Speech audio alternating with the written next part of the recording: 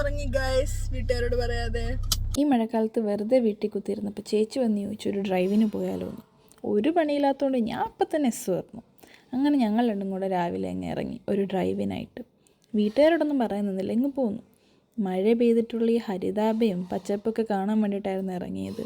മഴ പെയ്ത് കഴിഞ്ഞ് പച്ചപ്പൊക്കെ കാണാൻ ഭയങ്കര രസമുണ്ടായിരുന്നു. അത് കഴിഞ്ഞ് നമ്മൾ കുറച്ച് നേരം പാട്ടൊക്കെ ഇട്ടങ്ങ് വൈബ് ചെയ്തു. നെക്സ്റ്റ് നമ്മൾ തണ്ണീർമുക്കം മണ്ടിലങ്ങ് സ്റ്റോപ്പ് ചെയ്തു ഈ വ്യൂ ഒന്ന് കാണാൻ വേണ്ടിയിട്ട്. എനിക്ക് ഓളമൊക്കെ നോക്കിയിരിക്കാൻ ഭയങ്കര ഇഷ്ടമായിരുന്നു, ഭയങ്കര സമാധാനമായിരുന്നു. അത് കഴിഞ്ഞ് ഒരു ഐസ്ക്രീമൊക്കെ മേടിച്ചിട്ട് ചേച്ചി ഇത് എന്നെ നോക്കി നിൽക്കുമോ, പേ ചെയ്യുമെന്ന് പറഞ്ഞു.